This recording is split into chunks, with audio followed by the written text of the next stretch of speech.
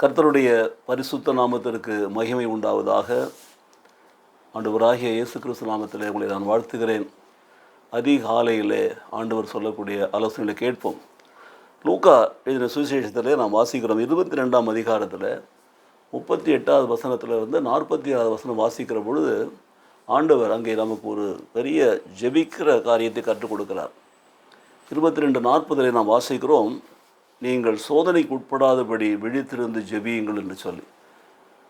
அதே வசனத்தை மறுபடியும் 46 வாசிக்க முடியும். நீங்கள் சோதனைக்கு உட்படாதபடி விழித்திருந்து ஜெபியுங்கள் என்று சொல்லி. ஆண்டவர் கடைசி ராப்போசத்தை முடித்த பிற்பாடு அவர் ஜெபிக்கும்படியாக ஒலிவ மலைக்கு புறப்பட்டு போகிறார், வழக்கத்தின்படியே என்று பார்க்கிறோம். அங்கே போய் தம்முடைய சீஷர்கள் எடுத்து சொல்லுகிறார், நீங்கள் ஜெபம் பண்ணுங்க, விழித்திருந்து ஜெபம் பண்ணுங்கன்னு சொல்லிட்டு அவர் கொஞ்சம் தூரம் தள்ளி போய் முழுங்கார் பண்ணிட்டு ஜெபிக்கிறார். தன்னுடைய பாடுகளை குறித்து ஒரு ஜெப வெளிப்பாடு அவர் கொடுக்கப்பட்டது. ஆண்டவர் இதில் பிதாவை நோக்கி ஜெபிக்கிறார், கூடுமானால் இந்த துன்ப கரசனை விட்டு நீங்கட்டும் என்று சொல்லி. ஆனாலும் என்னுடைய சித்தத்தின்படி எல்லாம் சித்தத்தின்படி ஆக கிடது. 42ஆம் வசனத்தில் தேவன் தம்முடைய தூதர்களை அனுப்பி அவர்களை உபசரிக்கிறார். தேவன் சித்தம் அறிந்தவராய் அவர் மறுபடியும் போய் ஜெபிக்கிறதை நாம் பார்க்குறோம். அப்போது சீஷர்களை பார்க்குற தூங்கி கொண்டிருக்கிறாங்க, எழுப்பி விடுற ஜெபம் பண்ண சொல்கிறார். அவர்களுக்கு தான் அந்த ஆலோசனை கொடுக்குறார் பாருங்கள். ஆண்டவர் மிகவும் பாரப்பட்டவராய் போய் ஜெபிக்கிறார், கலக்கத்தோடு ஜெபிக்கிறார். இவர்களை ஜெபம் பண்ணுங்கன்னு சொல்லிட்டு போனால் தூங்கின்னுக்கிறாங்க. நிறைய சபைகளிலே ஆலயங்களை நீங்கள் பார்க்கலாம். இரவு நேரத்தில் தூங்குவாங்களா என்னன்னு தெரியாது, ஆனால் காலையில் சபையில் தூங்கின்னு இருப்பாங்க. ஆண்டோடைய ஆராதனை நடக்கும், அப்போ உட்காந்து தூங்குவாங்க. சாய்ந்து உட்காந்து சில வீடுகள் ஜெபத்தில் கூட நீங்கள் பார்க்கலாம், ஒரு ஓரமாக சேர்ந்து சாய்ந்து உட்காந்துவோம். எங்கே போய் ஆலயத்துக்கு போனாலும் எங்கே போனாலும் சாய்ந்து இருக்கலாமல் ஒரு ஓரமாக இடம் கிடைக்குமான்னு பார்ப்பாங்க. காரணம் என்ன? அப்போது அந்த ஆராதனையில் பங்கு பெற முடியாத ஒரு ஜெப ஆவியை பெற்றுக்கொள்ளாத சாத்தான சோதனையை உட்படுத்தி அவர்களை ஜெபத்தில் இருந்து வெளியில் கொண்டு போயிடலாம், தூக்கத்தில் கொண்டு போயிடலாம். எழுப்பி விடுறாரு, ஜெபிக்க சொல்கிறார், மறுபடியும் தூங்குறாங்க. எனக்கு பிரியமானவர்களே, நம்முடைய வாழ்க்கை இன்றைக்கு அப்படி தான் இருக்கிறது. தேவனுடைய வார்த்தையை பிரசங்கம் பண்ணுறப்போ நாங்கள் பார்ப்போம், மேடையிலிருந்து அநேகர் உட்கார்ந்து ஜெபிக்கிறத. என்னவென்றால் ஞாயிறு சனி இரவு தூங்கி தான் காலையில் வராங்க. ஏன் என்ன சோறு வருகிறது? ஒருவேளை மற்ற நாட்களில் வார நாட்களில் வேலை செய்துவிட்டு ஆலயத்தை ஜெபிக்கிற பொழுது ஒருவேளை டயர்டாக தூங்குறாங்களா, கொஞ்சம் பரவாயில்ல, கொஞ்சம் பார்க்கலாம். ஆனால் சனி வரை வேலை செஞ்சுட்டு ஓய்வு எடுத்துட்டு ஞாயிற்றுக்கிழமை ஆலயத்தில் ஒரு முழு தூங்கிட்டு இருந்தா பார்த்தீங்களா? சோதனைக்கு உட்படாதபடி விழித்திருந்து ஜெபியுங்கள். இன்றைக்கு நம்முடைய வாழ்க்கையில் அநேக சோதனைகள் வருவதற்கு காரணம் என்ன? தேவ சமூகத்தில் நம்முடைய உள்ளத்தை ஊற்றி நாம் ஜெபிக்கிறது கிடையாது.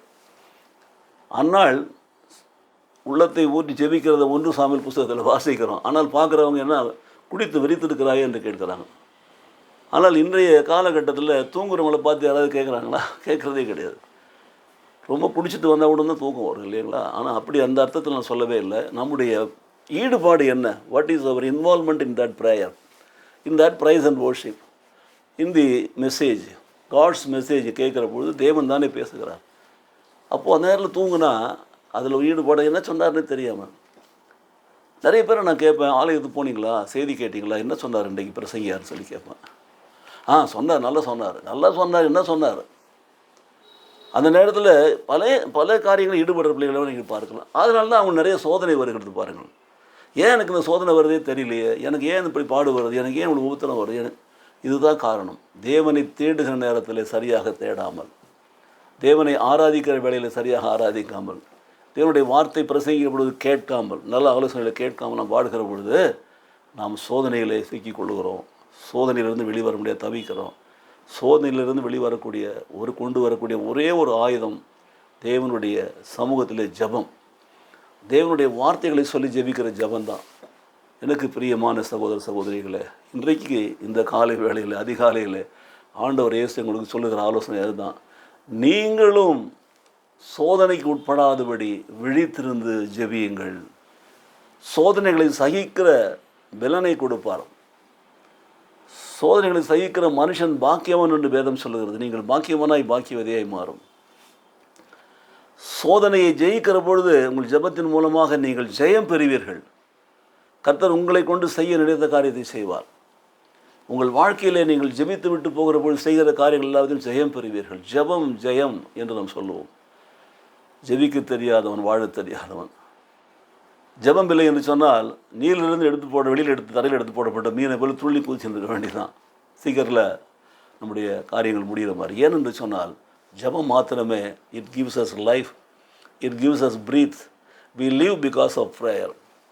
தேவனுடைய வசனம் நமக்குள்ளே வருகிற பொழுது நம்முடைய சுவாசத்தை அது தூண்டுகிறது, அது நடத்துகிறது. ஜெபிப்போமா? எங்களை மிகவும் அதிகமாக நேசிக்கிற நல்ல பிதாவே, சோதனைக்கு உட்படாதபடி விழித்திருந்து ஜெபிங்கள் என்று சொல்லி ஆண்டவராக இயேசு கிறிஸ்து தம்முடைய சீஷர்களுக்கு கல்வாரியிலே ஆண்டவரை ஒலிவமலையில் சொன்ன ஆலோசனை, கல்வாரிக்கு போவதற்கு முன்பாக ஒலிவமலையில் சொன்ன அந்த ஆலோசனை இன்றைக்கு எங்களுக்கு சொல்லியிருக்கிறீர் சுவாமி. இந்த காலை வேளையிலே நாங்கள் கூட ஆண்டவரே எங்கள் வாழ்க்கையில் வரக்கூடிய சோதனைகளை நாங்கள் மேற்கொள்ள முடியும், அதற்கு உட்படாதபடிக்கு நாங்கள் ஜெயம் பெறத்தக்கதாக எப்பொழுதும் ஜெபிக்கிற பிள்ளைகளாக எங்களை நடத்துவீராக. ஜெபம் எங்கள் வாழ்க்கையில் ஜெயம் கொண்டு வருவதாக இயேசு கிறிஸ்து நாமத்திலே பிதாவே. ஆமென், ஆமென்.